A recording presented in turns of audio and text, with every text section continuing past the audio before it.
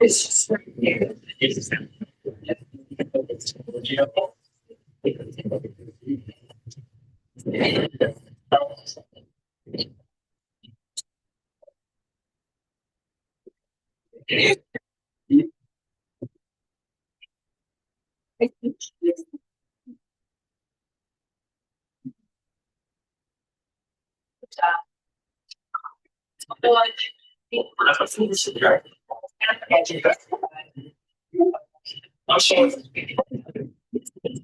It's obviously not for years, guys.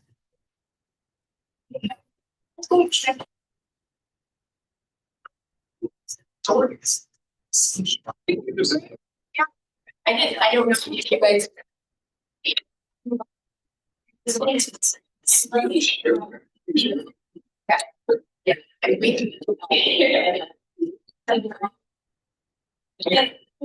It really, no, I different are getting. You know, that would be your, yes. We will go along. Still should be. Oh, no. Yeah. I can see that. Oh, yes. Oh, that's a okay. You know, maybe it's probably sure I actually. Okay, yeah. Yes, there's sex. It's level, it's level, it's great. Yeah.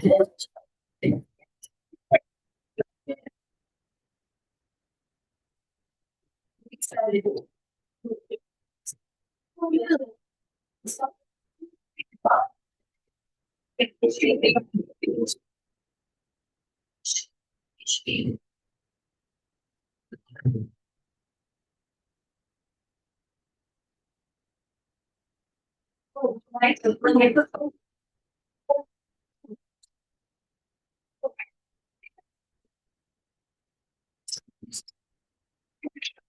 Okay. Yeah.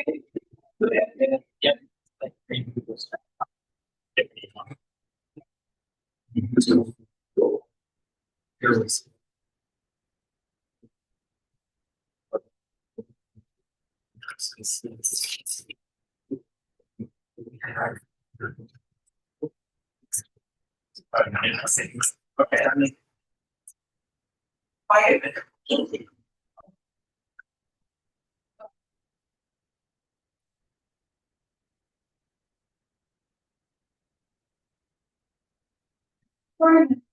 You brought in a yellow bicycle and feel hockey piece movement outside.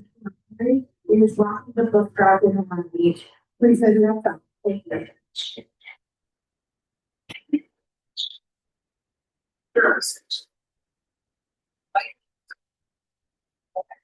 Okay. And I have. Got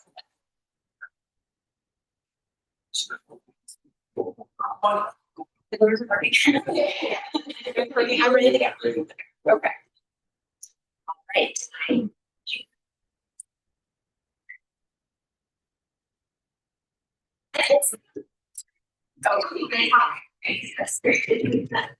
Should I?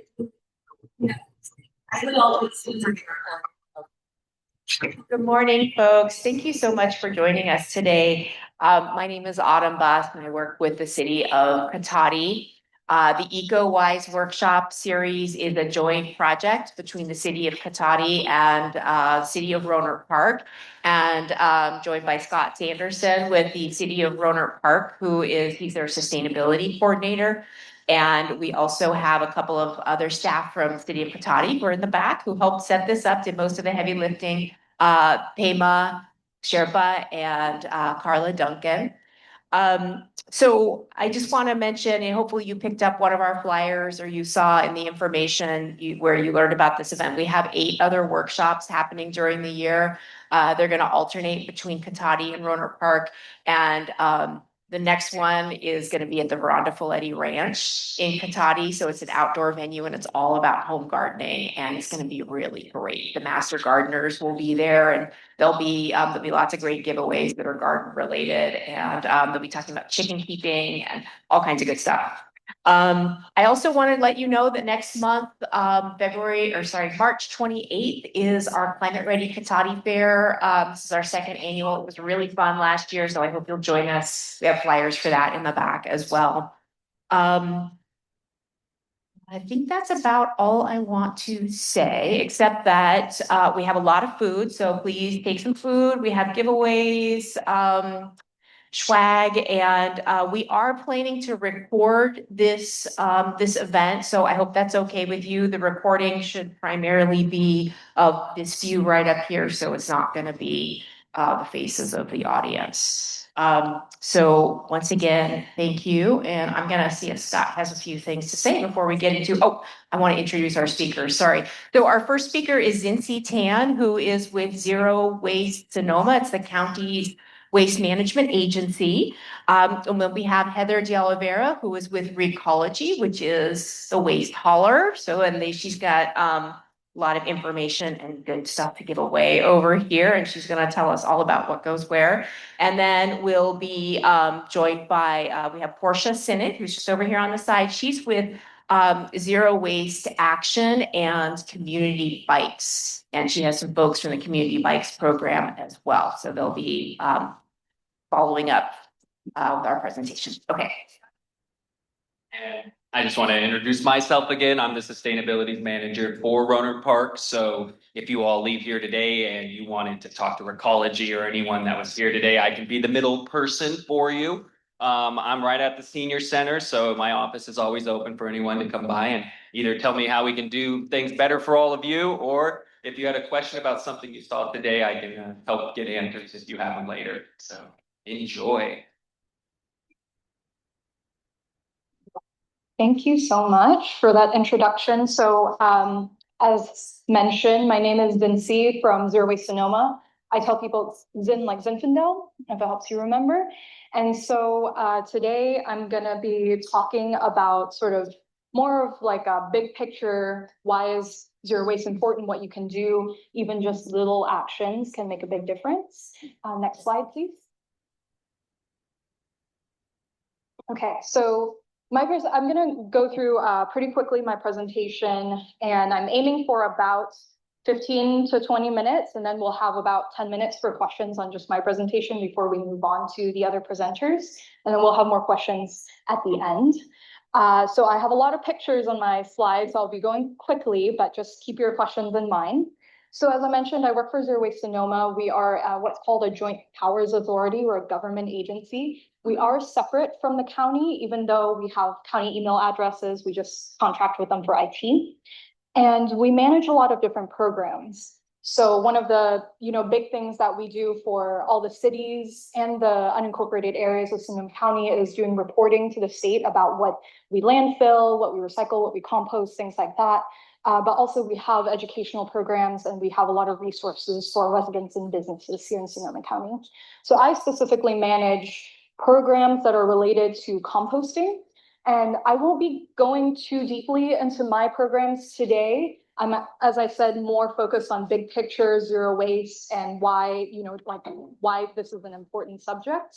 But if you're interested, my very last slide, I'll be sort of pitching or recommending that you go to the June workshop, which will be bilingual Spanish and English, and our contractor, Ugo, will be talking more specifically about Zero Waste Sonoma's programs. So if you like the presentation today and want to learn more, please go to the June workshop. Okay, next slide. So one of the big questions we often get from residents is, where does it all go, right? When you have these bins at home, you separate out into 3 different bins, the gray, green, and blue. Where does it end up? How is it handled? And so I just wanted to show you mostly pictures of where these things go. And so the first picture is, of course, like a Recology truck picking up curbside, right, your bins. And then it goes to what's called a transfer station, where the material is consolidated and then transported in a bigger truck to the final facility, wherever that may be for the 3 different streams. And so I'm showing a Recology truck here because Recology services Cotati and Rohnert Park, but I just wanted to mention that there are different companies servicing the town of Windsor, city of Sonoma, and the city of Sebastopol. Okay, next slide. So for garbage, the short answer is that it goes to landfill. And some of you may have been to the landfill to drop off things, but I bet that most of you haven't seen what the actual landfill when you go into the facility or, you know, the actual working face of the landfill looks like. So I wanted to show this picture. This is taken in Sonoma County at our landfill in Petaluma. And it is essentially a big hole in the ground, right? People don't really realize that this is where your trash is going. And so when the truck dumps it, there is another, you know, heavy piece of equipment that smushes it all. It's just like when you're at home, you're trying to fit as much as possible into your garbage can. That's what they're doing. They're compacting that garbage into the landfill. Next slide. So the thing about landfills, though, is that in California, we have the strictest environmental regulations in the country. And so I wanted to show on your left side, that column. If you ever take a tour of the landfill, which the county does offer, you will see this column that is about 8 feet tall. And it shows basically the layers inside a landfill, what they have to do, the engineering before they even put any garbage into it. And so in California, as I mentioned, very strict environmental regulations. I think in most of the rest of the country, don't quote me on this, but I think it's like 4 feet thick. In California, it's 8 feet thick. And this is basically layers of gravel, of sand, of different kind of materials to make sure that whatever leaks from the landfill is captured before it goes back to, you know, the waterways and the rivers. So it's highly engineered. They have to get through lots of permitting and environmental regulations. I just wanted to emphasize that. And then a few years ago, my team was fortunate enough to see when they opened up a new cell at the landfill. So the landfill has different spots, what it calls cells, CELLs. And so when they open up a new cell, they put down that 8 layers, right? Or sorry, 8 feet of layers. And then they put down this thick tarp before they even start putting down any trash. And so I just wanted to show this to, you know, to show that even though it looks like a big hole in the ground, there is a lot of environmental protection. They have pipes down there collecting gas, collecting any sort of liquids that leak out. Okay, next slide. Okay, so now we move on to recycling, your blue bin. So Heather is probably going to talk more about, you know, what goes into each of the bins, but I just wanted to show where those things go. So recycling in Sonoma County, generally speaking, it all goes to, well, if you're getting serviced by Recology, it goes to the Recology MRF. That's what we call the Material Recovery Facility. MRF, like Smurf without the S. And the MRF is at Santa Rosa. And so what the MRF looks like, when you put all your recycling into your blue bin, it's all mixed materials, right? There's glass, there's paper, there's plastic. And at the MRF, they sort it all out using the size, the shape of those materials. They use magnets, for example, to get the metals out. And so it's just a whole bunch of conveyor belts inside the facility. And Recology does offer tours as well if you're interested, talk to Heather. And I wanted to show this picture of the people sorting on the conveyor belts, because I think it's really important that, you know, you realize that people are touching the recycling. The conveyor belts are moving pretty quickly. So they're mostly taking like big pieces, sorting big pieces that they can see, but there are human hands touching it. And the reason I wanted to emphasize this is because people put lots of different things into their recycling that is quite dangerous for these workers. I have seen, not at the Recology MRF, I think it was a different MRF, but they had like a bucket. One of these workers had a bucket next to them full of sharps, needles, knives. So you don't want to put any of those things into your recycling because it could hurt or injure the workers, okay? And so the picture on the right is just, you can see the conveyor belt is moving up top and the workers are sorting it into, different chutes. And then the chutes go down to these sort of bays. And then the bays are later collected and the materials are separated. So you can see paper and cardboard on the left side, and then I think trash on the right side. Next slide. So one of the ways that MRFs sort their recyclables is using what they call these star screens. So they're really quickly moving rollers that unfortunately, well, I guess the way that they're designed is to make it so that paper, anything light, plastic containers go up the rollers and then, get sorted that way. And then glass gets broken because it's heavy and it'll go through the screens. And that's how they kind of sort the different materials. But the thing is, with these rollers, these star screens, they get tangled up with a lot of different things. And the biggest problem at MRFs is plastic bags. People still put plastic bags in the blue bin, and you're not supposed to. No plastic bags at all, or any other tanglers, what we call them.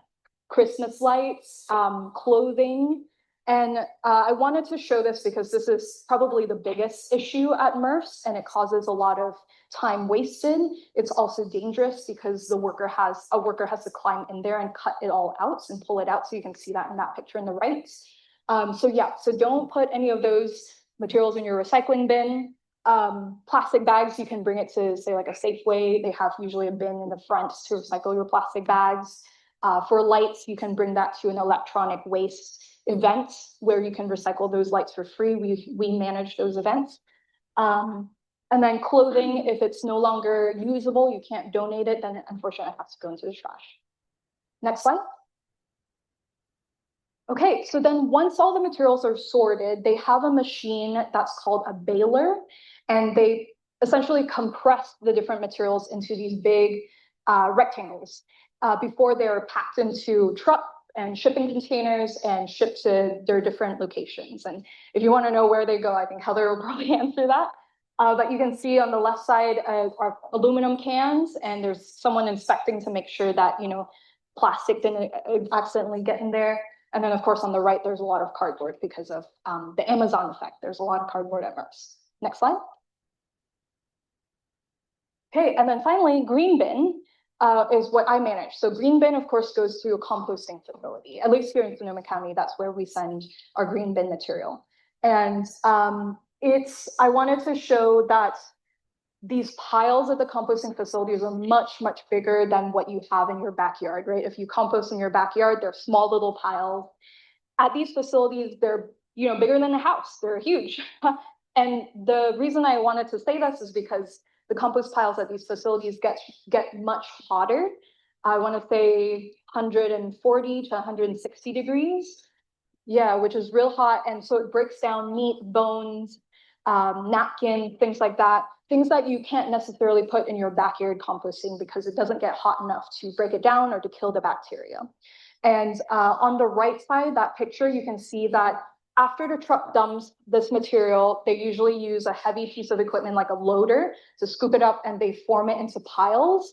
And you can see the piles are built on top of pipes that force air through the piles because composting requires oxygen. If you don't have oxygen, it starts to smell. So these composting facilities, it's like a very well-run machine. They have recipes for their compost.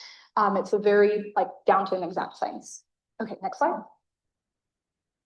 So I just wanted to briefly mention, we get a question pretty often from residents about, oh my goodness, I just saw the truck come and pick up my trash, and then they picked up my green can into the same truck. It's just, what is the point of composting? It's just going into the landfill.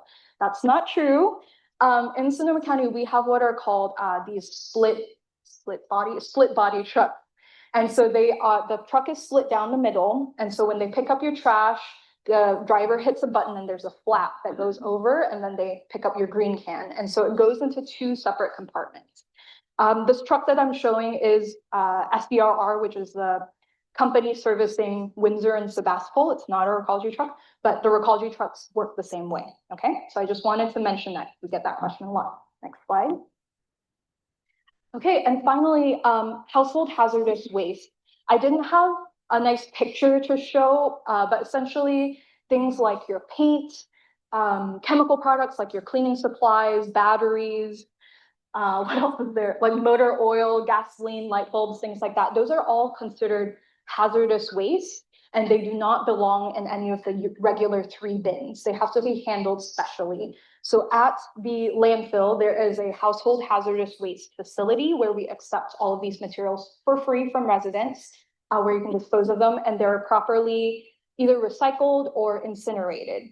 But because they usually have like heavy metals, sometimes lead, mercury, things like that, you don't want them in the regular 3 bin system. So they have to be handled specially. Next slide. Okay, so now I want to talk a little bit more about why this is all important, right? So Portia will be talking a little bit more about reuse later and why that's sort of important, but I wanted to touch on it because people don't understand that it's not only energy intensive to manage materials after they've been collected, right, on the back end, the waste side, when you're throwing them away, there's also a lot of energy and resources that go into producing those materials. And so you have to look at it from a whole life cycle, right? Everything that you use, like these chairs, these tables, there were natural resources that were extracted, then they had to be manufactured, and then they had to be transported to a retail location where somebody, you know, bought them. And then after the useful end of life, then it's disposed and we have to manage all of those resources. That's why it's important to recycle and compost as much as possible, because otherwise it's just a one-way to the landfill. But if you're recycling, then it goes in a circle, right? And even better if you reuse, repair, which I'm going to touch on a little bit more. And of course, there's a lot of greenhouse gas emissions from the transportation back and forth. And this is true of your food as well. If you think about, you know, it comes from a seed, there's planted at a farm, maybe it's the farms in Iowa, and then they have to transport it all the way to Costco and then, you know, transport it back to your house and then you waste it. It's like, so there's a lot that goes into this. Next slide. So one of the ways that what you can do in your own life for reuse, what I say is refuse or reject is sort of the first thing you can think of, right?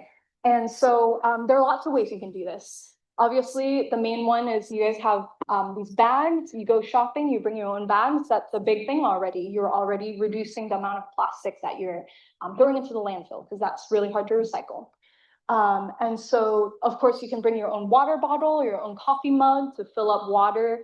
I think most places in Sonoma County, even in California, have a water refill station, right? Even if you go to a park. And so doing that instead of buying like a plastic water bottle, that's a lot better. And then I have the upper right-hand corner. I know we just passed Christmas and the holidays, but one thing that I like to tell people is instead of using wrapping paper, you can instead use cloth or like a scarf or something to wrap your gifts. I mentioned the coffee mugs, and then at the bottom, I keep a set of metal utensils in my car. Sometimes, you know, you go to a restaurant or maybe a takeout place and they only have disposable utensils. So that's just something that's easy. That's a picture of my utensil set with the little drawstrings, but you can also just wrap it up in a napkin and just stick it in your car, and that's really easy. And I also, the last thing I'll mention is containers. I keep Tupperware in my car because sometimes you go out to eat, you have leftovers. You can put your leftovers in Tupperware instead of, you know, using their takeout boxes. I actually did this recently at a Sweet Teas in Windsor. And they're like, wow, that's cool. Like the waiter actually said that to me. So next slide. Okay. And then another way is, you know, reducing your waste. So this is something I wanted to talk about because we see a lot of bulk bins at stores, right? Even in Safeway, at Oliver's, you see these bulk bins. And one thing that we've realized at Zero Waste Sonoma is people are very intimidated by them. If you've never done it before, it is a little bit intimidating. So I just wanted to kind of go through the process. And so the first thing you should do is when you go to the store, of course, you should bring your own container, sometimes like a jar or like a Tupper or something. The first thing you should do is go to the cashier, and then you ask them to tare the container. So T-A-R-E, tare. And essentially they are just weighing the container to see how much it weighs. And then they'll put it on a piece of tape on your container. So you can see my jar there in the upper right-hand corner. It's 0.64 pounds. And then you go to the bulk bins and you fill up whatever it is that you want. And at the bulk bins, they have a bin number, which I've highlighted in that red square or rectangle. And so you can either write on another piece of tape and put that on their container what the bulk bin number is, or I take a picture of it. That's actually my picture. And then when you go back to the cashier and you're checking out, they will see the tare weight. So they'll basically subtract the weight of the container. And so you're only paying for the food that's inside. And then you tell them the bin number and they'll, know how much it is. And usually, some of this is a lot cheaper than if you buy like a bag of whatever, like these, no packaging, exactly. Next slide. And another thing is reuse and repair. So actually at this library, I think it was on October, we had a repair fair, and we have repair fairs all over the county. And it's something that we're really trying to encourage people, instead of throwing it away, can you fix it, right? And so I included a picture of my bowls there. They had chips in them. And I just used a food safe putty to fix the chips, and they're dishwasher safe, they're microwave safe. It's just super easy. And it actually, that whole idea of fixing chips on bowls is traditionally Japanese. They call it kintsugi. And so the lower left-hand corner, you can see a picture of like a kintsugi fixed bowl. They usually use like powdered gold. So they're sort of celebrating imperfections, right? And so if you wanted to, you could buy a kintsugi kit that has like the gold powder. I didn't, I just did the white.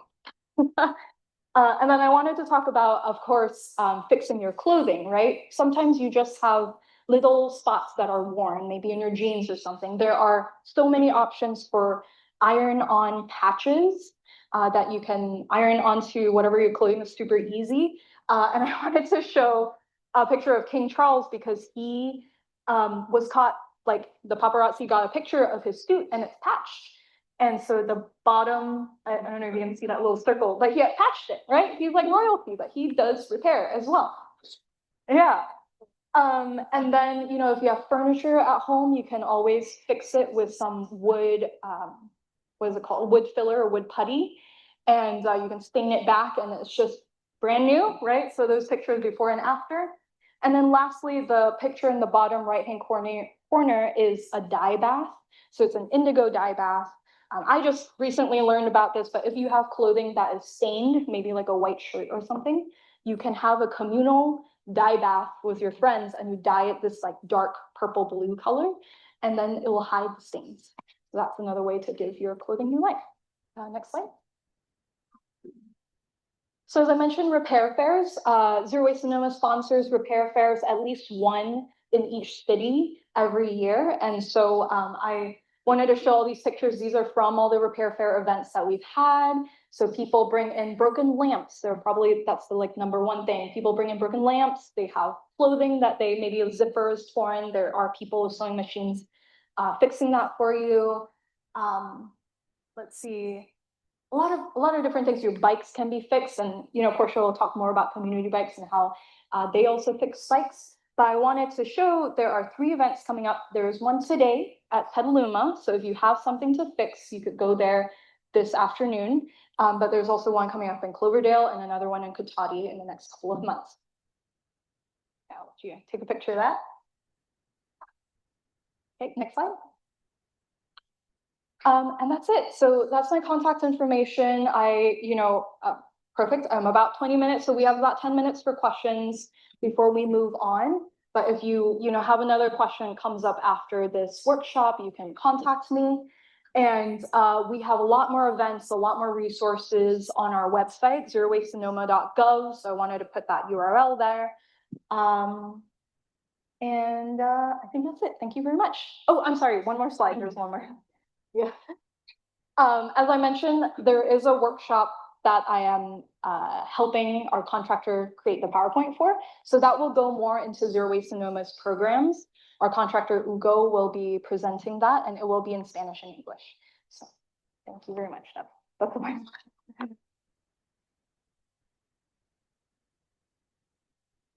Oh, we have a microphone here for questions, so I'll just pass around. I can talk loud enough, I think. Well, for the recording. Oh, all right. I was just wondering about this repair there. My purse is coming apart and it's leather, so I couldn't stitch it on my own machine. Is something like that able to be repaired? You could try. I think you could try. I should say the repair first, there's no guarantee that your things can be fixed, but there's no harm in asking. Because the people, the volunteers, or some of them we do pay, they're pretty skilled, so maybe. Right, also, that is fine. There used to be like a shoe store. Like a shoe repair that is, and all over Men's Avenue and things. Yes. Now there are more things. Oh, As I know. And so that's something. Great. Shops. yes. You know, resold to. Can't find that. So is there any way you could kind of? Know Yeah, that's a good question. We do actually have, Zero Waste Sonoma receives grants from the states to, it's like market development funds, and that's definitely something that we have been looking into to promote those businesses. And it's just really tough. Oh, perfect. Portia just gave me this. There's Canoe Shoe Repair at 20 Elaine Drive in Santa Rosa. You want to do that? And I just want to let you know that Oh, in Petaluma, near the park, there is a column, and that's probably where I would go to have shoes or a purse repair, a place like that. Yeah. no. That would- Mm. Well, Yeah. in Menlo Park, they had a place that's called Menlo Vacuum and Fix It, they would do Yeah. everything. Yes, there are shops that do repairs, so keep your eye out. I know there's vacuum store on in Santa Rosa on Burt Street that does vacuum repairs. Used to be one right across Julio Park near Mm. the restaurant, I can't remember. Okay. So, anyway. Yeah, and a lot of dry cleaners, they do like minor repairs too, if you need your pants hemmed or something fixed. 1/6 plus up the. Not kidding, Yes. repairing in ships like China. I read that it's bad feng shui to use damaged ship. Like if I got the chip out, so that Yeah. really, and mothball clothes. I want keep. Yeah, so I have two comments about that. It's so funny you mentioned the feng shui thing because those bowls I got that were chipped, they're actually from my sister. And she was moving into a new house, and my mom said, "You cannot take those bowls into your new house. It's bad luck." And I said, "Well, give them to me. I will fix them." So now I have them in my house. And then the other, what was your second comment? Mothballs, that's right. There are mending circles in Sonoma County where they sort of teach you how to like they teach you how to mend your clothes. Yeah. Mm-hmm. But I feel like all of that, I try. I've never heard that. So Like wolves up in. Clock back. Very sorry. Mhm. yeah, that's perfect. That's a prevention rather than. Mhm. So, okay. I think there's a question behind you. Question and a comment. I know the plastic is always a huge thing, just kind of FYI. It's Safeway right here, right at the opening, because I used to save my granola wrappers. And Subaru used to take them and make park benches. But actually the Safeway will do the granola wrappers, the cleaner, I mean, pretty much any plastic right at the opening. There's trash, recycle, and then a plastic bin. So I literally keep just a brown paper bag with, you know, any kind of wrappers or plastic. And when I head to Safeway, we can do one stop for all that. Second thing, question about the pizza boxes, putting it in the compost bin. It's to me kind of counterintuitive. Can you address that? Why Sure. we're putting used pizza boxes. And the other question is, if they're not spoiled with grease, can they then go into the pollutant? So I had a quick comment on the plastic bag recycling. That's great to know. I will say for plastic bag recycling, it's really important that it's dry and it's clean, because that is often, plastic bag recycling is usually a voluntary program that these grocery stores do. And it's very hard to sell recycled plastic. But they would shut down the program because people start putting too many things in there that have like food, they have receipts in there, it's wet, it just damages the whole like bin. So yeah, definitely very important to keep it dry and clean. And then you're asking about pizza boxes. Yes, so pizza boxes, the reason they go into the compost is because there's the food and there's the grease. So whenever there's grease or food on paper, it's not good for recycling, because the recycling, it just starts to mold and it affects the quality of the recyclables, and it's just really hard to sell. But if, like you said, the pizza box is maybe the top is not greasy, then you can put that into the recycling. And then the bottom that's greasy with cheese and meat can go into the compost. But wouldn't it make sense to just put it in trash? I mean, is that No. really being? It is, yeah. Yep, it goes to those compost facilities, yep, and they're recycling, yep.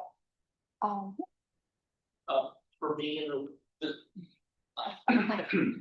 and I brought this up when I first came in, I grew up in Palo Alto and we did, for a long time recycling. And when I moved up here, and I know that it's voluntary and space is a premium in any grocery store in the back. So over time, I've been taking 8 or 10 bags out to the quarry and spending $45, and all mine are all clean and stuff like that. But it would be great. I heard that there was supposed to be a some sort of recycling of plastic bags, but I don't know if the city of Roanoke Park or Sonoma didn't want it. It was a NIMBY thing, turning it into fuel or whatever. But I thought, goodness knows there's so many wrappers and plastic, that it's just probably the biggest detriment of, Anyway, that's fine. It'd be nice to know we could do it in the. I think the most plastic that I have is from medical. Little bottles that pills come in. Prescription. And I also have to take this little fluid for using a nebulizer. And they're just tiny little plastic tubes. I use 30 of them. But is there any kind of movement to try to get pharmacy some sort of? That's a good question. So it's really tricky with anything that's related to human health, because if you ask anybody, they are going to prioritize human health over recycling, right? So it is unfortunate. There is a lot of waste in the medical sector at hospitals, but all that packaging is necessary to keep things sterile so that people don't get sick. So I don't know if you have any comments about where to recycle like a bottle. So yeah, I guess I should do that. So unfortunately, we can't accept it at our MRF because once it's failed, if someone's inspecting it and they see a pill bottle in there, they can reject the whole thing, thinking that there might be medication or something in it. So I don't have any, I know you can bring your bottles that have medication to like a Kaiser. I don't know if they take empty ones. That's something we could probably look at. All right, we're gonna take one more question and we're gonna move on to the next category. We will have time at the end for more questions as well. Just a comment with the pill bottle, I had a yard sale, moved in a big, between my husband and I. Put them in a big plastic bag, and I had a retired guy say, oh, I'm organizing my da-da-da. And I've actually taken them to St. Vincent's thrift store. Just for, take all the labels off, they could easily, for people that buttons or nails or But yeah, I have a garden field like every 3 years and they always go. Yeah. Yeah, so just the thought. And the other thing with the mental, I use that pump for diabetes. And the manufacturer and a continuous glucose monitor. If you check, they might have a return policy that they send me the box and the, monitor, they will. For shipping, we need that back, so. Thanks, everyone. Moving on to Heather from Recology's presentation.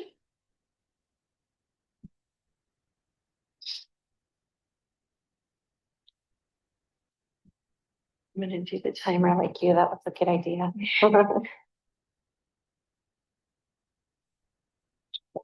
Did 20 minutes? I just wanna, let folks know that after Heather's presentation, and you questions for her to take a short break, so that you graduate, and swag, and then we'll come back for our final presentation, so if you're getting in the, and then you're also to get up. So I just wanna let you know, that's the plan, we'll break.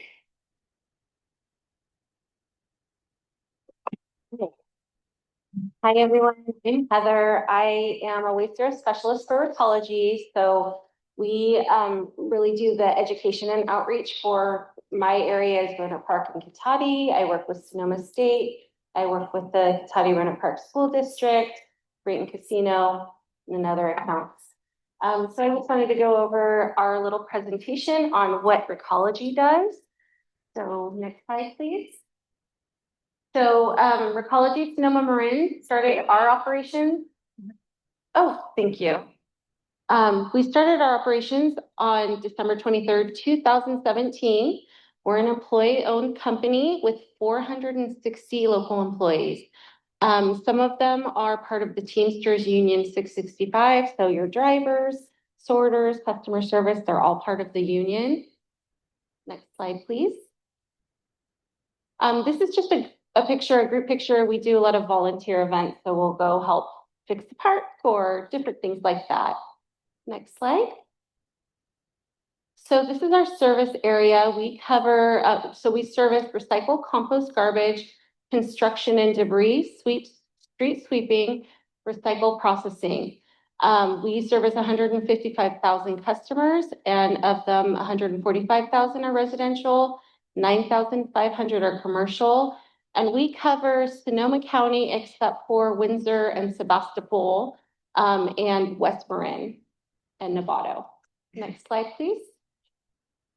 So this is a good picture of what we try to do as waste zero specialists. On the top picture, you see that there's a large garbage bin and 2 smaller carts for recycle and compost.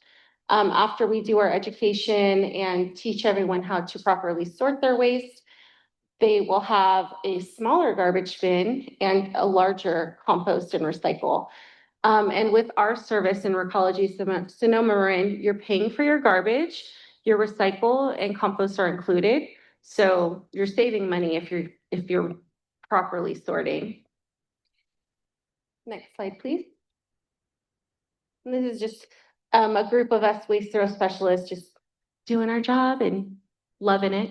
Next slide. So the California Compost and Recycle Law mandates that, so AB 341 is the law. It mandates all commercial recycle that has 4 or more cubic yards of solid waste per week to recycle, to have recycled service. Compost is SB 1383. It requires residents and businesses to compost. 75% reduction in landfill organics by 2025 from the 2014 level, and 20% increase in edible food recovery by 2025. So grocery stores, things like that, if they have all this extra food, instead of throwing it away, we ask that it goes to a food pantry. And if it's not edible for a food pantry, it goes to a farm. And then at the very last thing, we want it to be composted, but we really want it to get reused first. Next slide, please. So here's an example of one of our labels for the compost. And as you can see, we take food scraps, including bones, skin, hair, nail clippings, all of that can go in the compost. Uncoated soiled paper and wooden utensils. So pizza boxes, those paper clamshells, you really want to make sure they're not coated in any kind of plastic. So for instance, the Dixie paper plates that have the color on it, those are not considered compostable. Those would go in the garbage. But your plain white paper plates, those are accepted. And I wanted to mention, I would prefer that pizza boxes always go in the compost, even if they look clean, just because in our sorting facility, they're sorting things very fast. And if they see a pizza box, they might assume it's dirty. They don't always have time to really look. So if it goes in the compost, it will for sure break down. And then we take plant waste. The only thing we ask that is that you don't put bamboo or things like that that are stringy. They have lots of long fibers because when it goes to a composting facility, it gets ground up and something like that will get tangled. So we ask that that doesn't go in there. The things you don't want in the compost, recyclable materials, because clearly they go in the recycle. And we don't want that in our compost. Plastic, so plastic utensils, bags, chip bags, things like that. If you have a container of salad, for instance, and it's gone bad, you need to open that bag, dump it out, and throw the bag into the garbage. Compostable plastics, this is one that everyone kind of gets confused on. The composting facility that we take our compost to, it's a third-party facility. They don't accept compostable plastic there. It's considered organic. If that's in there, it will not be organic. It also produces a soil that's not very good for growing our plants. So they don't want that in their compost. So that would end up going into the landfill. We also don't want any PPE or medical waste in the compost. And also what I wanted to mention is when you're putting your things in the compost, it's going to a facility, unlike the MRF, there is no one sorting it. They don't have anyone going and picking through all the foil and plastic and stuff like that. So if someone is throwing a bunch of that in there and the driver comes and dumps it out and they see that, they're going to say, we can't take that. And they have to take that whole truckload to the landfill. So all that good compost is going to get thrown into the landfill. So we really want to make sure we're not contaminating. I've also been told that they don't want, something that they don't want ivy, but other people told me that ivy will get destroyed when it goes to the. Poison ivy? I don't know, just ivy, Oh, because it's so, pernicious, it goes pretty much everywhere. No, it's like a weed. Yeah, I don't think that's a problem. We've even talked about things that have diseases, right? And that was okay. Yeah. Yeah. Mhm. If it's like a whole. Yeah. Next slide, please. So this is what we consider contamination. Gloves, styrofoam, which you shouldn't be seeing a lot of in Sonoma County unless you're ordering from Amazon or something. Again, compostable containers. I do see milk containers sometimes in there. Those are not compostable. Plastic, garbage bags, and also the labels off the little avocado or tomatoes. Those can be a problem. They are too small and they don't get screened out all the time. Next slide, please. So this is just a life cycle of what happens to your apple core. So you throw it into your composting bin. It gets basically turned into beautiful black gold compost and you're able to grow new apples again. I tell kids this is kind of like taking your vitamins. When you're using compost, it's giving your plants a boost. And we really would rather have that than have it sit in the landfill forever. Next slide. So here's the composting process. It's getting dumped over here. It sits for 60 to 90 days and then they turn it and water it. And then it gets screened and that's where they hopefully get any glass and things out of there. And then at the end, it looks like this beautiful compost. And if you've ever gone to a composting facility, you can feel the heat coming off of it. It's alive. It's really cool to see. Next slide, please. So this is our recycle. We take a lot of different things. So we have a brand new MRF, a material recovery facility, which we would invite any of you to come, 15 or older. You can do a free tour. You just go on our website and sign up. If you're younger than 15, we also have a MRF tour on our website that's done by video, and it's really great. So these are the things we accept. We accept cartons, paper, cardboard. We ask that your cardboard's broken down. The metals, we take aluminum, aluminum cans, aluminum foil that's larger, like about softball size. So if you have aluminum, you can keep adding on to it until it's big enough. And then tin cans. So we take all of those different things. Glass, we take food grade glass. So we don't take glass like a drinking glass. That's a different type of glass. It doesn't recycle very well. But a wine bottle, a pickle jar, things like that, those are totally okay in there. And then our plastics, we like rigid plastics. So plastic bottles, tubs, and jugs. Any kind of film plastic that you can roll up in your hands, that's something we cannot take. That's considered garbage in our stream. Also, if it's a plastic, like a plastic utensil that snaps in half, that's also a plastic that we don't accept. So we also ask that the lids are on all of the things. So if you have a glass pickle jar, the metal lid stays on. A soda bottle, the plastic lid stays on. And that is so that it all gets through the whole recycle stream and it gets recycled properly. The first stop for our recycle stream is a glass screen. So there's a 3-inch or smaller glass screen. So any broken glass will fall through into this pile. So if you take the lid off of a soda bottle or whatever, that'll fall through into the glass pile and that won't get recycled. So we always ask that you keep them on. We also ask that all your recycle is clean and dry when you put it in your bin. We have mixed materials here, so we don't want the paper to get damaged. We also don't ask that it has to be perfectly sanitized, but we ask that it's fairly clean. So if you have like a peanut butter jar, for instance, I always say make a peanut butter dressing or a sauce. Use some vinegar, that helps cut through the fat. Add some seasoning, some oil, shake it up, some honey. You have a really good dressing. If you don't want to do that, silicone spatulas work really great to get everything out, and then just put a little bit of soap and shake it up with some hot water and should be good to go. What was that? Or give it to your dog. They love it. The things we don't want in recycle is food. We don't want hazardous or electronic waste, single-use plastic, or medical or PPE waste. Now, a couple of things, the food, when your recycle is dumped onto this conveyor belt, there are people sorting it by hand, like Cincy had mentioned. It makes the conveyor belt really messy and it also starts to gum up. And we don't want to have to stop that conveyor belt just to clean it. It takes too much time. So we ask that you make sure that you clean out all your containers so there's no food in there. Hazardous and electronic waste, we do find things that are very dangerous in there, and there are people sorting it. So please be careful.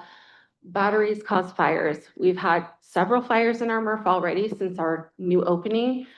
We've had truck fires. One of them, I believe it was last year, over by Food Max. We had to dump a load on the parking lot there because, I mean, if you're putting batteries into the bin with cardboard and things that are highly flammable, it's just all going to go up in flames.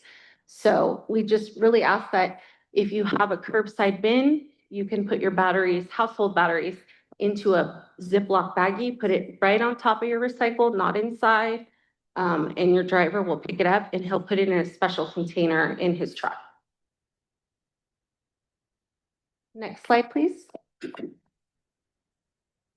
So after your recycles are sorted, baled, they're made into new items. We even take, say your compost cart is broken and you need to get a new one, they even recycle those. So all of this stuff gets sorted, baled, and sold off to markets. I wanted to mention that the only thing that we have that goes to Asia right now is fiber, paper fiber. Everything else is staying within the United States and some of it goes to Mexico. Next slide, please. So this is kind of what I was talking about with contamination. So if you can see this conveyor belt, it's filthy. And there's plastic bags, hoses, those things get caught in the spinning discs, like Cincy had mentioned before. Liquids and food waste that contaminate the paper. When it's like that, they're having to remove that and throw it into the trash. And if you see it in person, it's very eye-opening. It's moving really fast and they're having to choose what's okay and what's not okay. And this is also one of the big reasons why we don't want you to bag your recycle, because they don't have time to open it and see what's inside. Next slide. So this is our new MRF. So the last slide was our old MRF. It looked a lot more dirty and it was smaller. This is our new MRF. It was a $35 million project. We opened in November of 2023 and we process 400 tons a day. We have 7 optical sorters and we have a recovery rate of 85%, which is one of the highest in the United States. If you are on our website, you can take a virtual tour. We've taken this MRF from this small little MRF where we could only take certain materials to this really large MRF where they're using every last inch of the facility. So some of the beams go all the way up to the ceiling right now. There's like this much clearance, but they've done really well with designing it. Next slide.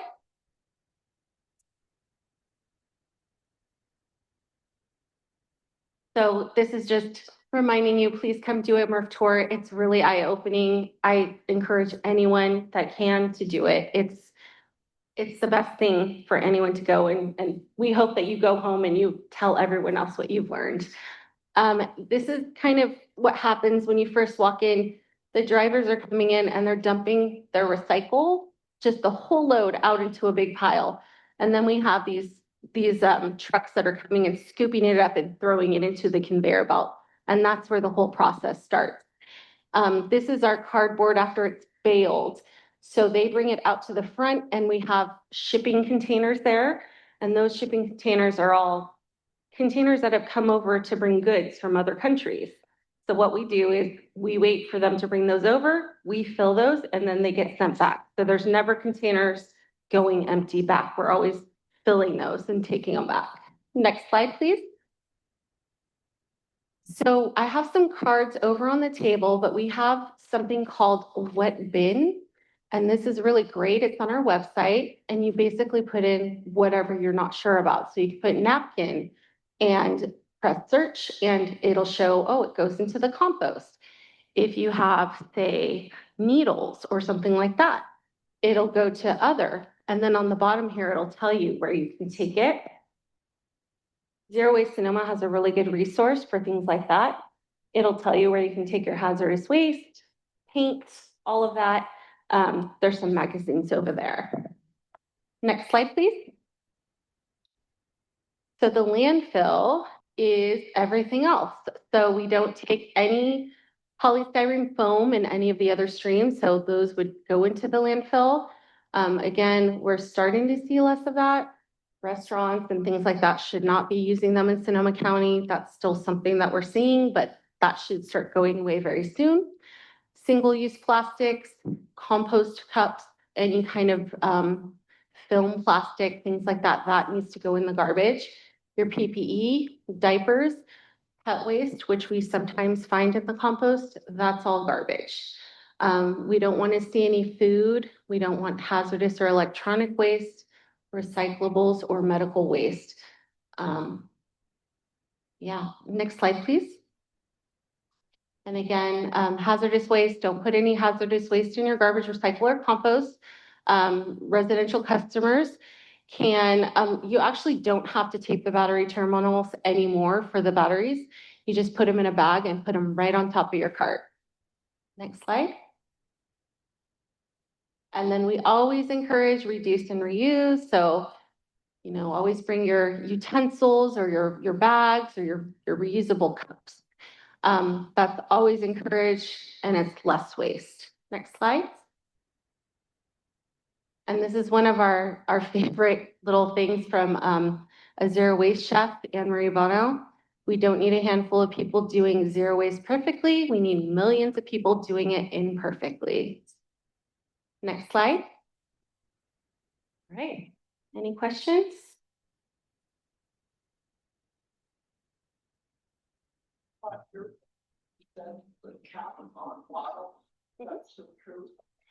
Yes, we want to have the caps on bottles because if you don't, it'll get lost in the wine bottles that have a metal cap are okay. The corks we don't take. So yeah, good question.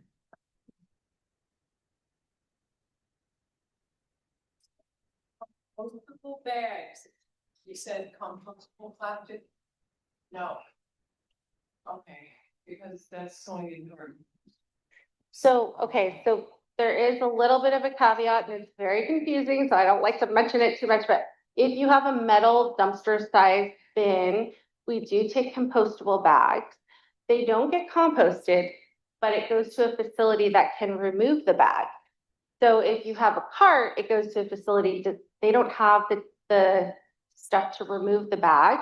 So we ask that they're not in there, but the larger bin, they're able to cut those bags and throw them into the In landfill. other words, you're not really doing anybody a favor by putting them in the compost. Purposely, I mean, you know, if you get them to the grocery store. Right.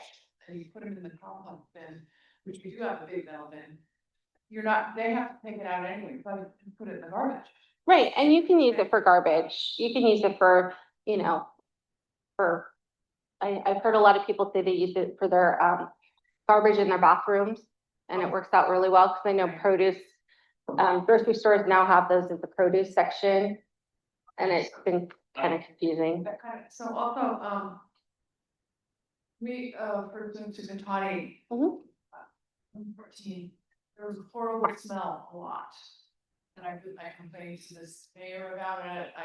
I went out to Beach Road and had a tour, and I know who's in charge said it's not from the garbage. It's from the compost. And it's been, yeah, because it was open air done and it was an aerator.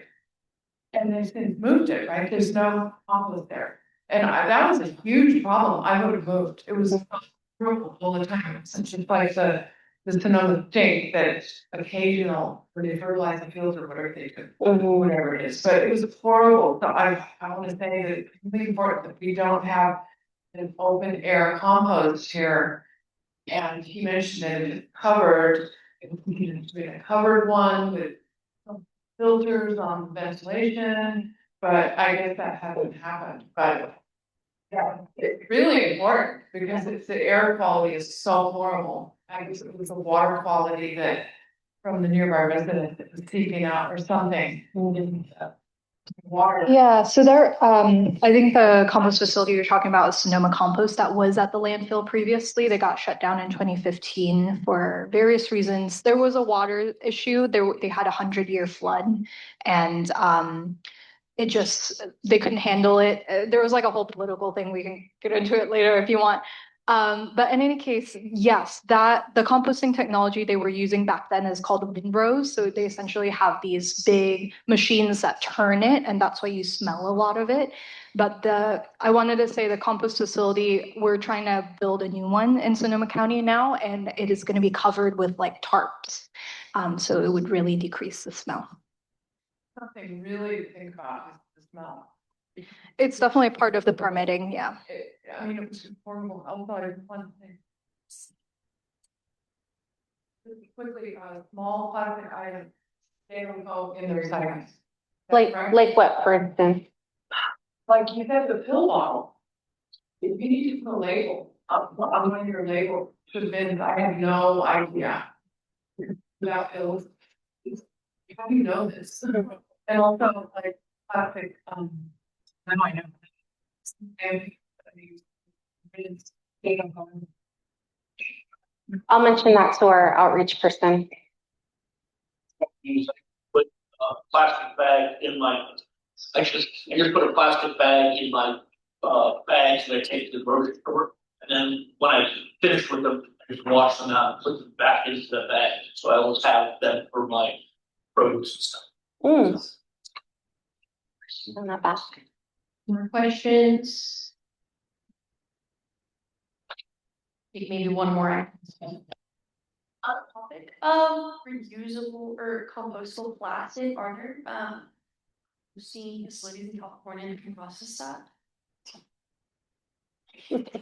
Okay, this is a really common question, compostable plastics. I want to say there's only like 2 compost facilities in the whole state of California that actually accept compostable plastics and actually compost them.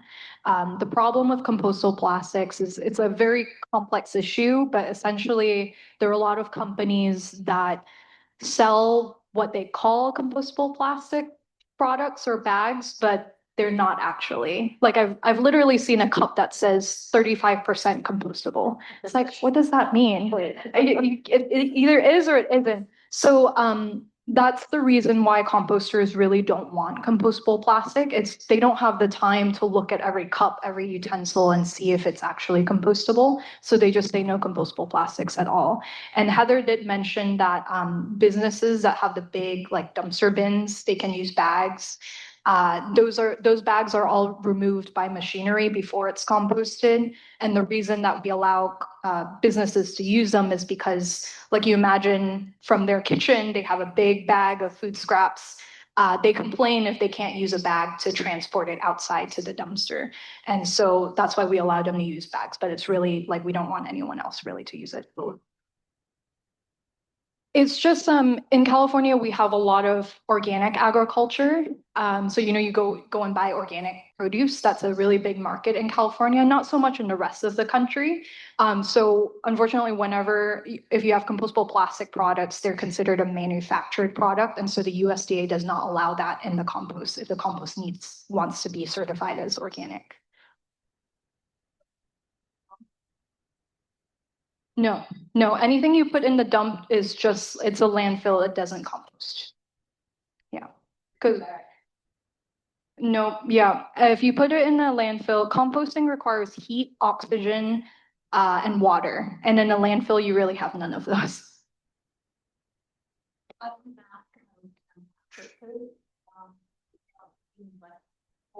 Get an option now with for renters.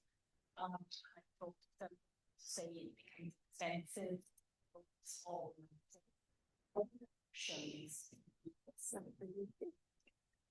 Yes, there are mattress recycling events that Zero Waste Noma pays for all over the county, and so you can recycle your mattresses there. There is also the Conservation Corps North Bay. They have an office in like North Santa Rosa. They take mattresses for free to recycle too. And I also wanted to mention, if you pay for your own bill, you're in your own home, you have access to bulky item pickups. They're free. You just call Recology and say, I have a bulky item pickup, and they will give you the date when you can put it out and they'll pick it up for you. You have a question? And the hazardous waste, I know Roanoke Park has safe harbors, and they just did a thing at the Veterans Park in time. Yeah. We need to do semi-annually or whatever, so you can get rid of all of that stuff. I just wanted to mention really quick, I have a bunch of outreach over there. There's also some buckets for their food safe. Those are from Strauss Creamery. So they go through a lot of buckets. They prefer to not throw them in the recycle. They can recycle them, but they want to have other uses for them. So you can find them. I have some here today. You can drill holes and use them to grow things or whatever you want, but they're really nice food safe buckets. They're also at the compost hubs now, are they? No, okay. Well, we're trying to get them out to more places. So we have the reuse hub in Petaluma. We're trying to bring some over there. It's a little difficult because we have to find someone to clean them all. So, but it's a really great resource. So help yourself. There's a few left there. So you want any? I guess just wondering, like, moving forward into the future, what are some like policy things you guys are working on that would be like the most impactful, like the community, whether it's state, county?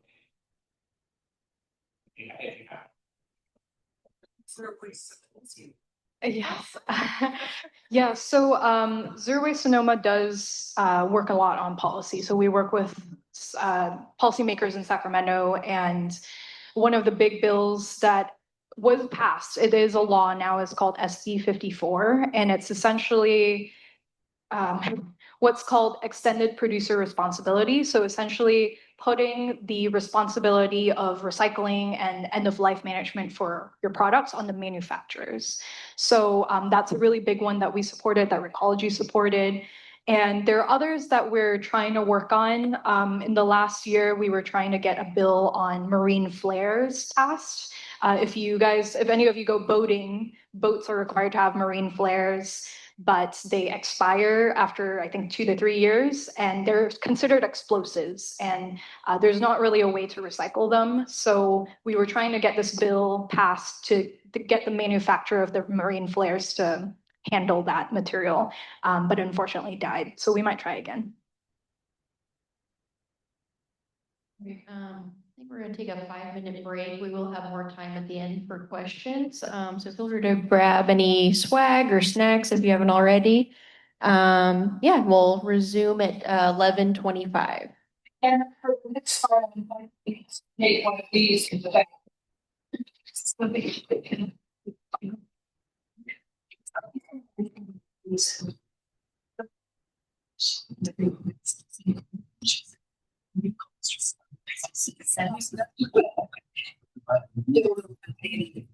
Just think that with writing, just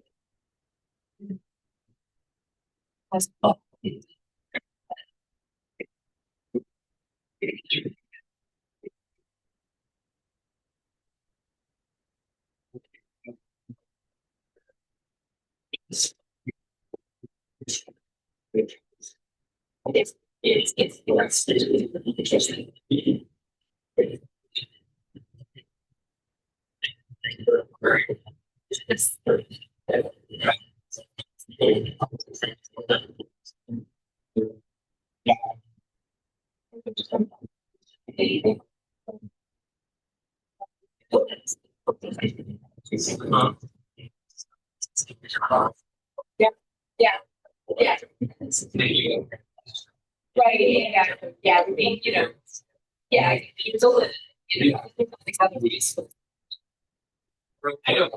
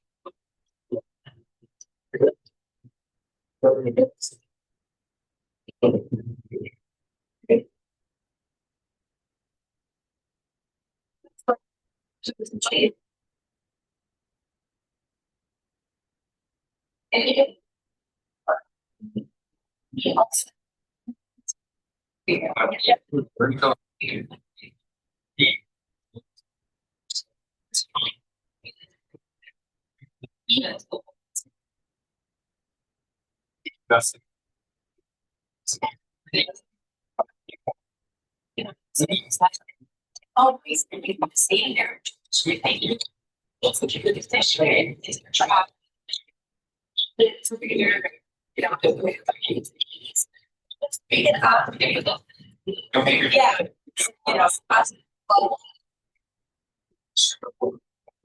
It's free that.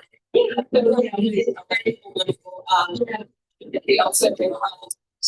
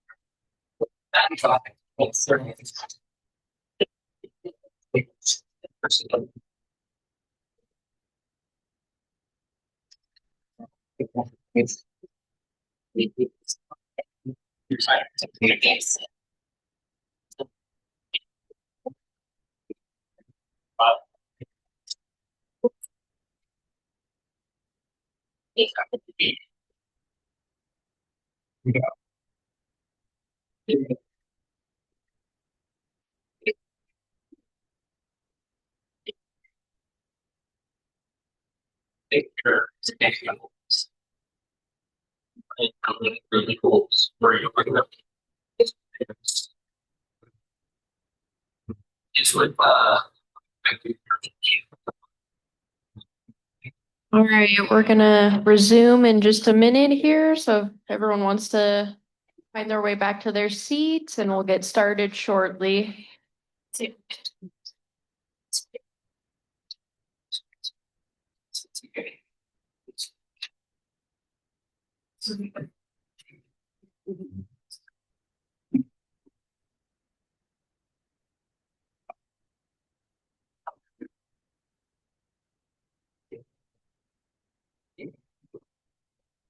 So hi, everybody. I'm Portia Sinnott. I'm with Light and parent organization of another program you may have heard of. We ride PV bikes on Sebastopol Road in Santa Rosa. We also have a group called Zero Waste Action Sonoma County. We are have had a big hand in the development of reuse and repair activities. The fairs that were illustrated earlier, we help design and implement them as programs, and now help out in some cases at these fairs. Like that. Yeah. Sorry about that. And so we also are Carlight, which you may recall about 15 years ago, we caused lots of trouble by asking people to drive less. One day a month, the first Sunday of the month.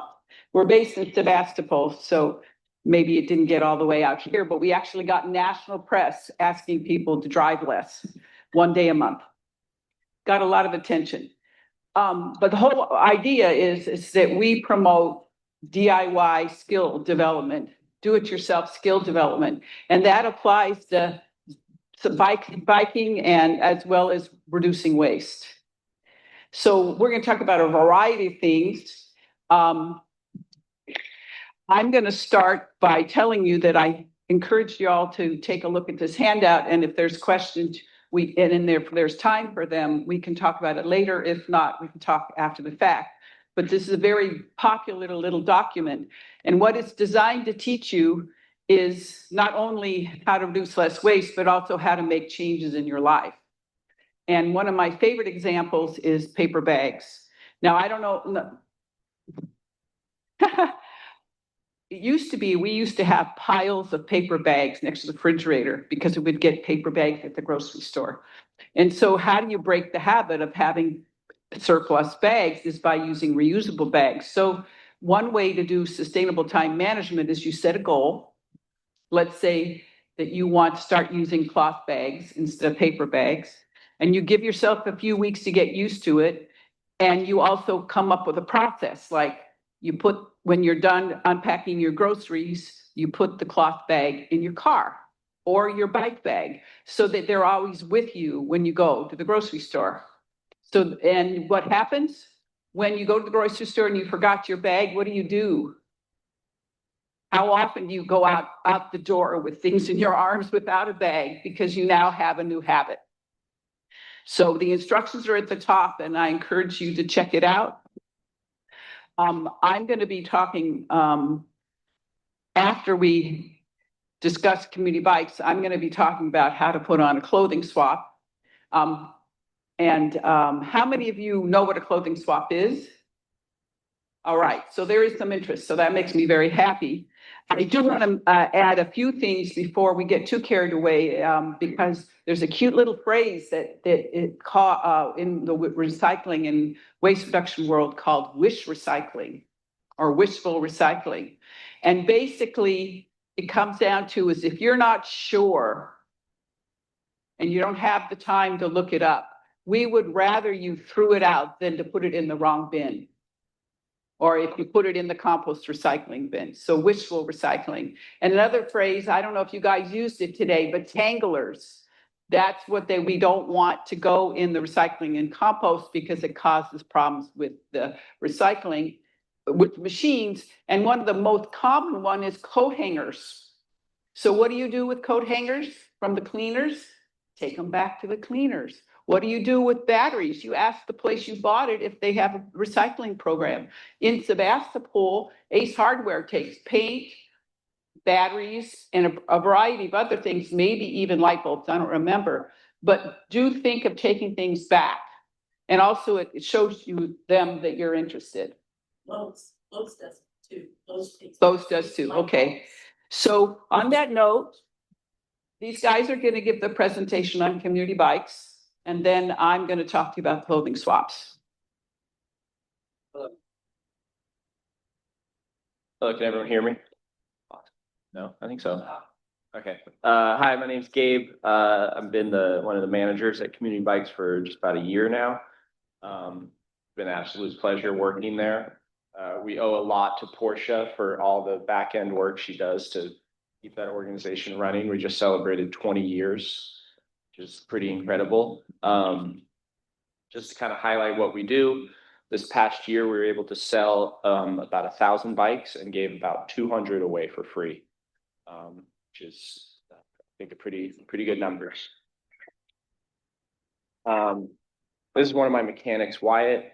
We also got another one back there, Domino, on the camera.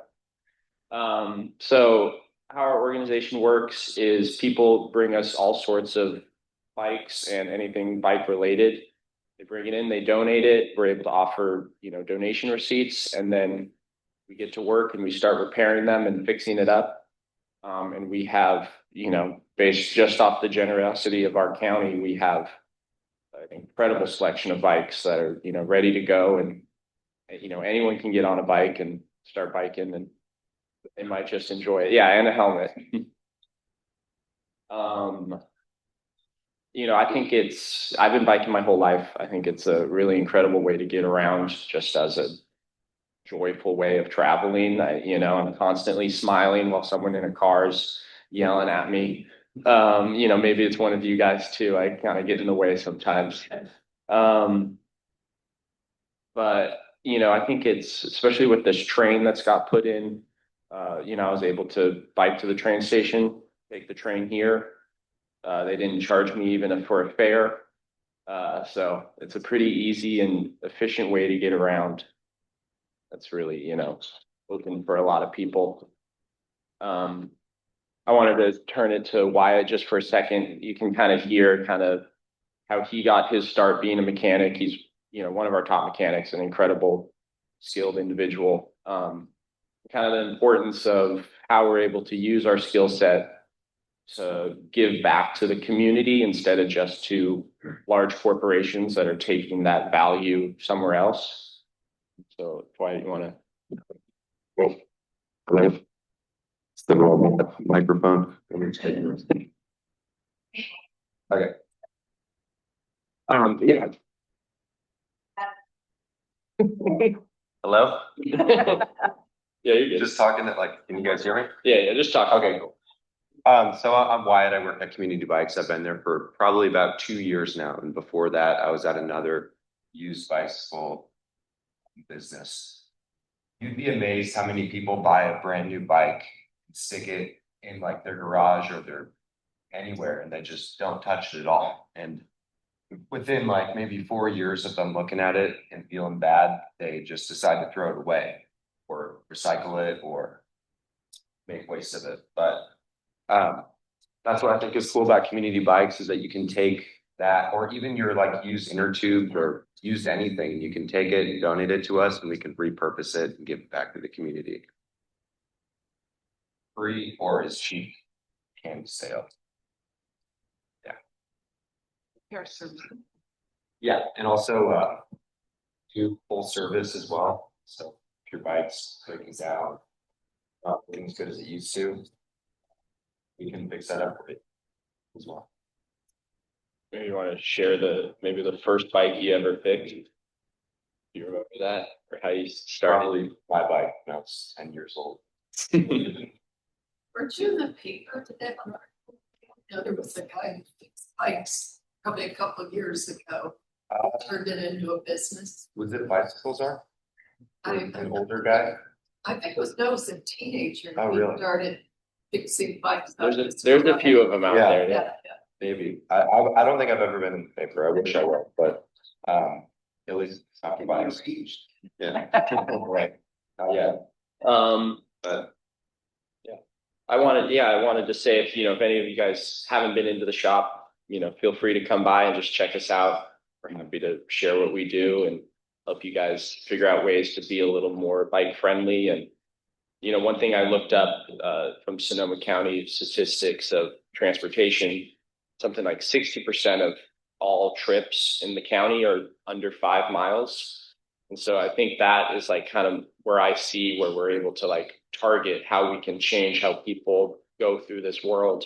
It's not about making every single trip on a bike, but it's about, maybe you went to work, but now you're going to go see a friend, and that's when you get on your bike and you're able to stay out of the car for, a little bit. Good exercise. It's definitely Good good. exercise. Yeah. A lot of fun too. Can you show any site? Yeah, if you want to click through some, most of this is going to be kind of how this organization got started and a lot of our goals. You can keep clicking. Yeah, just get one more. Yeah, so we do. We started working with Bike Rodeo, which is a program where we go to schools. Which, if any of you kids are enrolled in school, you can apply. Your school can apply for this program, and we show up and we fix every single bike that a kid brings in, get it fully operational, and then there's a whole team that goes through a whole sort of obstacles and training exercises to teach you how to ride, fun and safely. So we did about 6 of those sessions in the spring, and we'll do about 6 in the fall, and then we'll do about 6 more this spring. And I don't know, it puts a smile on my face to see a bunch of kids biking around. It's a lot of fun. Yeah, if you guys have any questions.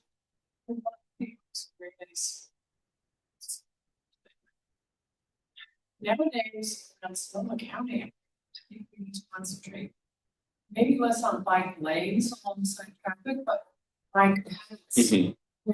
I think it's really dangerous to bring them here. It's incredibly dangerous. That's the thing. Just to ride around here just as a means of transportation. I walked. Yeah. It's too dangerous. No doubt. There's a lot of statistics out there showing that like the number one factor of how many, how much biking is done in an area is just infrastructure. Some of the worst weather in the world places have incredibly high bicycling rates just because there's, bike paths and the community is aware that people are out there on the road cycling and not. Let's go in the back. Those community bikes ever go to like city planning meetings? Because like you said, it's the main problem. Yeah. Really getting out. Not recently, but I used to be on a number of commissions and committees, and was heavily involved in the infrastructure conversations. And I'm hoping. Yeah, it's definitely something that we'd love to expand our operation. We're always looking for volunteers and there's, opportunities to grow from there. People are interested in getting involved. And they will be at the Zero Waste Symposium in May. And this is where I'm kind of cultivating them to be activists as well as bike repair folks. So our topic today is waste reduction. So if you want to talk biking, you're going to have to wait till afterwards. Yeah, feel free to. But is your okay? Yeah. Talk to them afterwards. Yeah, we do electric bikes within limits. Did you take all age range bike? All bikes. Yeah. Oh yeah. What bikes do we not take? Really, really bad bikes. Bikes that miss cheap, junky, and dirty and rusty. We want you to recycle it, and you can bring it to us, and we can recycle it. But if you have some other way to do that, we'd rather you did that because we have staff to pay. But we also break down bikes into parts and discard the poor quality ones. But it's really one interesting thing. It takes just about as long to fix a junky bike as a good bike. And we have so many bikes, we prefer to stick to the quality ones. Any other questions for community bikes? Yeah. Do you guys take like used? You guys take used tubes and tires for recycling? We don't have a program. We reuse them as ties, so we'll cut them up and either make rubber bands out of them or use them just as long strips. And I use that all the time. I do a lot of bicycle touring, and it's something that's incredibly useful to have. I also know recently we did a thing where we would have volunteers come in and they would just patch popped inner tubes just all day, and we'd use them for our bikes. So, okay, yeah, I think that, so here's the boss stepping in. We do not promote the patching of tires from our facility because we don't want anybody to have a problem and blame it on our tires. But there are people who can't afford the new ones, and so we either discount new tubes, or if we don't have a tube, we will use the patched ones. But we also there are a few programs for recycling tires and tubes, but they're kind of spotty. They fall off, and as our staff rotates out, people forget. So we're in the middle of trying to work it out again. And I talked to the guy at REI previously, and I'm going to re-talk to him and find out what they do with their tires and tubes. So it's a yes, if maybe. We don't want people to bring us a huge amount of tires, tubes or tires, but we're working on it. Yeah, I would say at the moment there isn't necessarily a recycling opportunity for tubes, so I would just recommend finding alternative uses for them, and then at that point they need to be thrown away. But so we're really proud of Community Bikes, and it's a really wonderful program. And one of the big issues is that the people who found it, myself and Sammy, are getting older. So really happy to have young people involved because, you know, let's just say it'd be nice to do other things. And I don't think I'll ever be out of it, but I am looking forward to doing less paperwork. So some of the points made earlier is to refuse and reject goods. And one of the most popular ones are clothing swaps or a form of clothing swaps and reuse and repair fairs. And they're really wonderful. And there's just about one every month. And if you go to Zero Waste Sonoma's website, you can look it up. Also, the Reuse Alliance is the contractor that puts them on, and they have it on their website. A clothing swap is an instance where you bring things you don't want anymore, basically give them away and take what you want. It's not like one-on-one, I brought 10 things, I get 10 things. There's always extra at the end. So you can have a small one at home. This is how I started maybe 40 years ago. I'd have a party. My friends would bring their stuff. We would organize it in the fashion, have dinner and wine, and then the rest would be given to charity. And I'm going to be teaching a class soon on how to put on a clothing swap. And also there's going to be clothing swap at the upcoming Climate Action Cotati event on March 28th. Yes. And the clothing swap, I'll be putting it on. And we're looking for volunteers because it's actually a volunteer intensive situation. It's not very long, 2 or 3 hours, but you have to set up racks and set up the situation, work with people, manage the materials. And at the end, we donate them to thrift stores. Sometimes the thrift store will come and get it. Other times we have to pack it up and take it away. So it's a very labor intensive event. It's also a lot of fun. And I have to tell you, volunteers usually get a first crack at the best things. On the other hand, in my life experience, some of the best things are still there when it's over and I get them as I'm hauling them away. So there's a lot of different kinds of clothing swaps. So like the one you have with your friends or the ones you have at your school. I put on large ones and I collaborate like with Community Market and in Cotati on putting on swaps. Though my purpose is to teach other people in the long run to put on swaps rather than I do.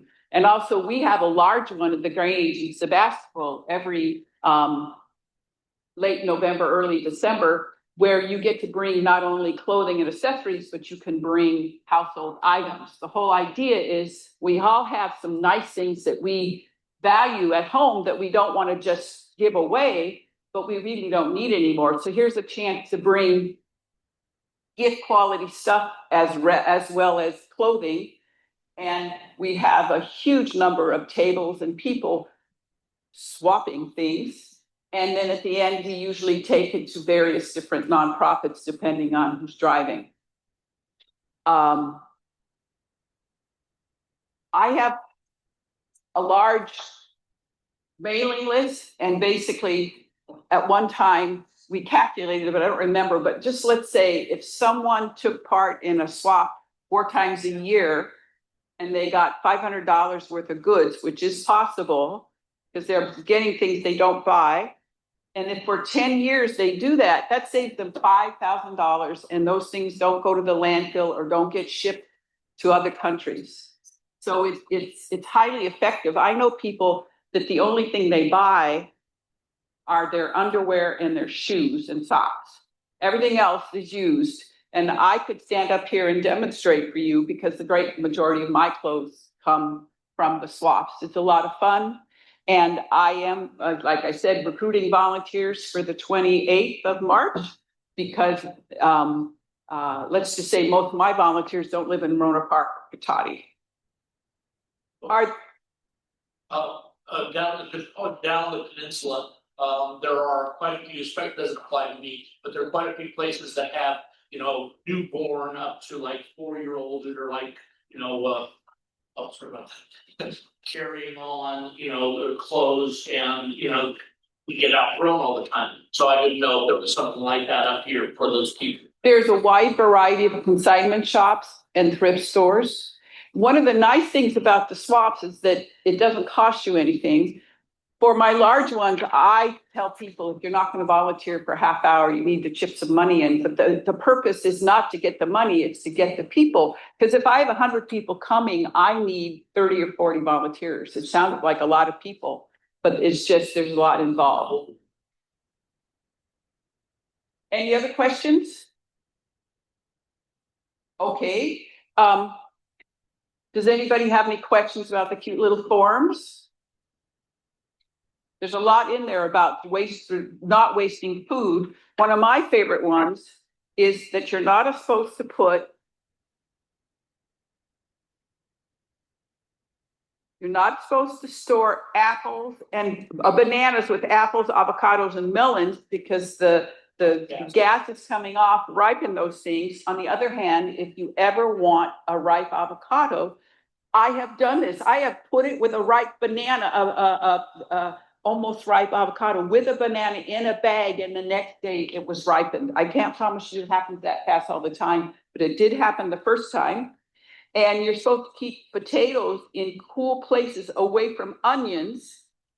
And it says, add an apple to avoid sprouting. Anyway, I enjoyed putting this together, and I know it's popular in most groups. I get requests from across the country for this funny little piece of paper. So if nobody has any questions now, we're going to break shortly, and if there's questions afterwards, you're welcome to ask. We're also going to invite the other presenters up just in case you have any questions for them at this time.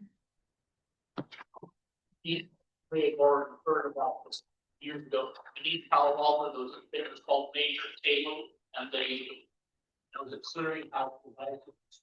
And Major Cable was the guy who in the 20s was part of the savings. So they would give him bicycles away to disadvantaged people in Palo Alto. Yeah, we're part of a whole network of bike shops. I think the kind of bike shop we should have, every middle-sized community should have one, but that's not the case. So there are quite a few, especially university towns, but they're not necessarily well known in the general population, which reminds me, last but not least, we do have a speakers team that can come to groups, because we find it's easier to go to groups than to get groups to come to us. I'd like to ask you about volunteer opportunities in your organization. You talk about police, or what other volunteer opportunities you have in your organization? Well, that's an interesting point, because we find that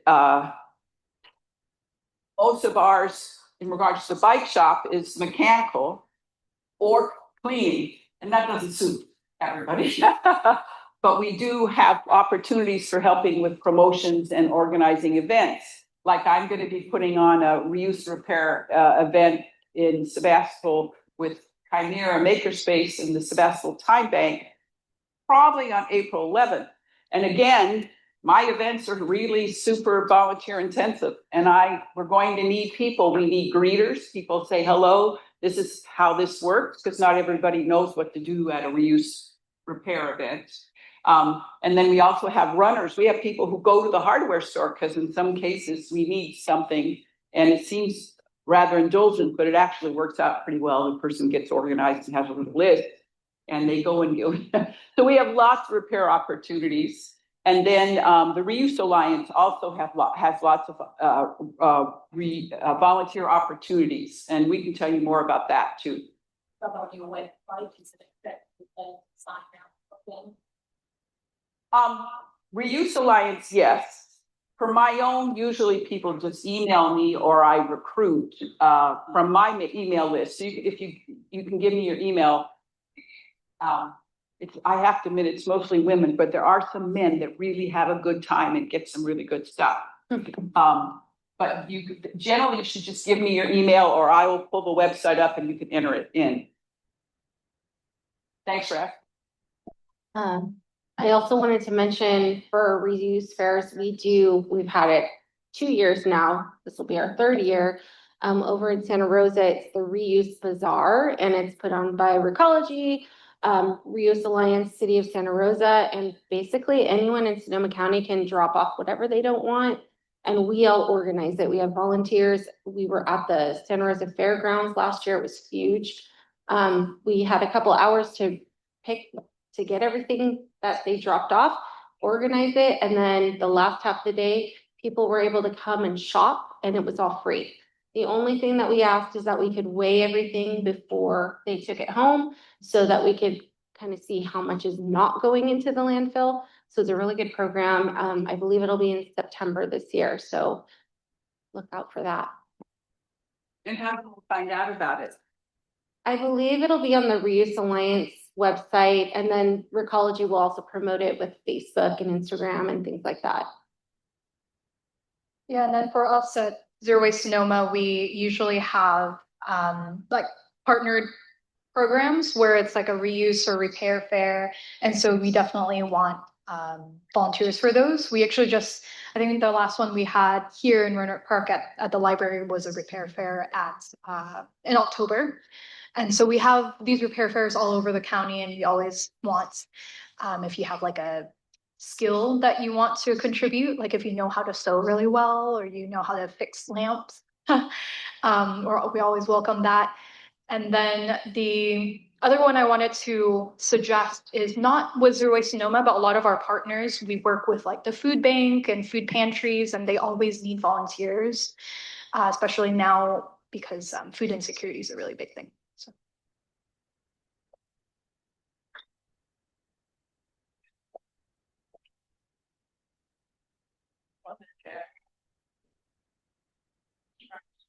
Sometimes newspaper, is that okay?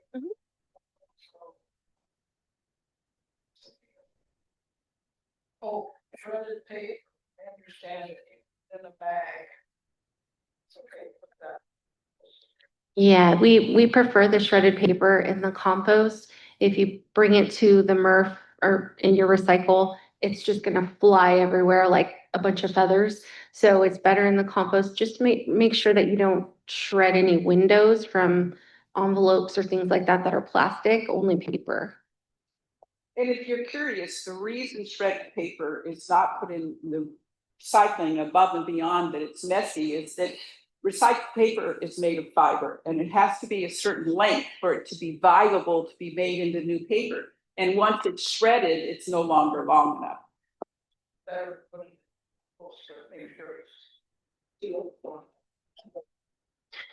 I mean, you can, if you have, if you're layering it with food waste and plant waste and things like that, it could really kind of moisten it. But yeah, I mean, the other thing I like to say is if you have like a compost pail in your kitchen, you can put a little layer of that on the bottom or a piece of cardboard that doesn't have tape, and that'll soak up any liquids that are in your container. So it really helps. Thank you. That reminds me of two things. First of all, on YouTube, there's a young lady who made origami compost bin liners. I use a paper bag. Sometimes use a plastic bag and shake the compost out. But I have to tell you, I put my compost container in a tall Tupperware jar, if you will, and I put it in the refrigerator so I don't have to deal with some of the issues that some people find.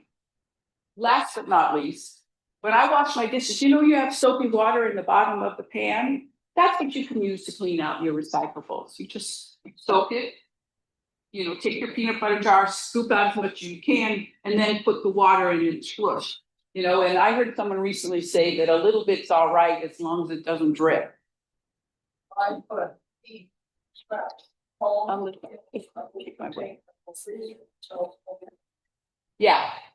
Oh, yeah. Some people put it in the freezer. If you have space, not everyone does, but that's great too, because I mean, especially in the summertime, there's fruit flies, but.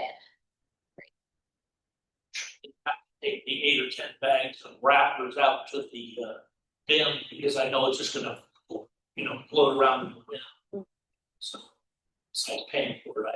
We can do it. I use a regular trash bag for my compost. Oh, God, got in trouble. And then what? We'll be auditing that. How to. Lead right through. Yeah. They just throw the bottom. I got 5 minutes. Oh. Right out there. This is a good opportunity to say that Recology does, if your bin is dirty, they do change it out once a year. You can call it in and they'll give you a clean one. And also if it's, yeah, and also if it's broken or cracked, call them and they'll replace it. You don't need to deal with that. I mean, they start falling apart after a while. Only 1 year though. Right part. So what about the metal ones? The big, oh, they won't do that. We can replace it. Just let me know. They won't do it unless it's really bad. Like Oliver's, they use that compost bin a lot. So we do have to switch it out every once in a while, but if it's just a little dirty, we won't switch it out. If it's falling apart, if it's rusty, yes, we're gonna switch it out. We're gonna fix that bin. But for a long time, because of COVID, we didn't have a lot of supplies. We're starting to get better. You know, it takes a long time to get that built back up, especially with trucks and everything. It takes a long time. Yeah. So you made me think I don't put my compost in a bag, I just throw it right in there and it stinks. Probably once a month, I will put a little water and shake it. Is that compromising the end product? Well, first of all, when I think about a bag or a liner, I'm talking your little kitchen bucket. I'm not talking about your 96 gallon. Are you talking about your 96? My big one, I transfer it and we put a lot in there. And once a month, it reeks. So I just put a little bit of water, swish it around, and I would think that's okay. Yeah, water is fine. Okay. Yeah, or like vinegar, the washed out, that's fine. Cleaner, you know, the clear, like soap. Yeah, I mean, and dish detergent works too. It's just really, we don't want any plastic in the green bin because as you saw in the pictures at the compost facility, they have some machines to pull that out, but it's really, they get kind of shredded. And then eventually that comes back to your garden. When you buy compost, when you take compost, you spread it on your garden. You don't want plastic, you know, so don't put plastic in your green bin. I don't put it. Thank you. Okay, perfect. That's fine. Yeah. But if you have plant waste or other things, I mean, just layer it in your compost bin. It'll help keep the liquids and drain liquids as much as you can before you put it in there. And I always say, take a piece of cardboard, put it at the bottom of your bin, and it'll kind of absorb some of that stuff. Just make sure there's no plastic. Put a pizza box in there. Perfect. No, you don't want tape in there. Yeah, so It also definitely take your tape off. too, right? Yeah. Those paper ones. Sometimes the cardboard, I always suggest people like tear the cardboard, and sometimes there are like plastic strings in that cardboard, so you don't want those. That can't go in compost. But cardboard, I don't know. The ones that I get like Costco, those don't have plastic, so it does work well. Egg cartons too. The paper egg cartons, those are great for absorbing liquid.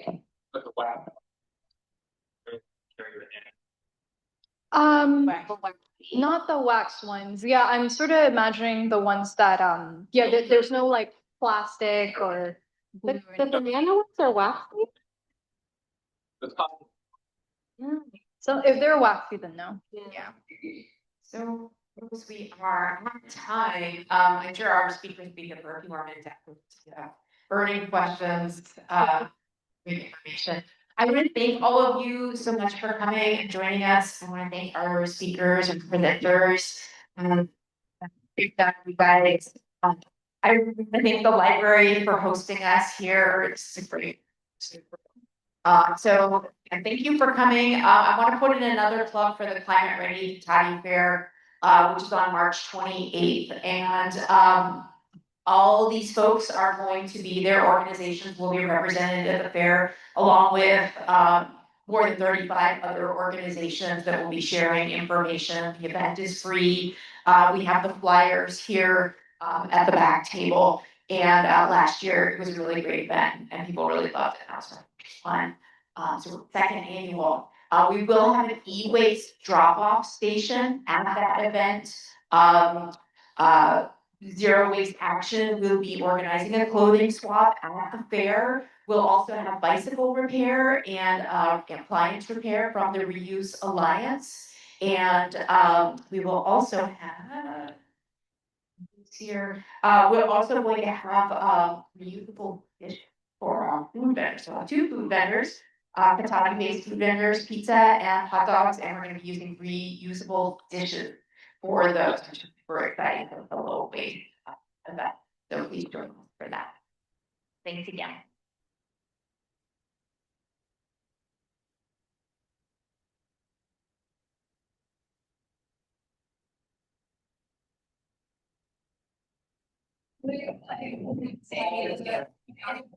Yeah, that was, yeah.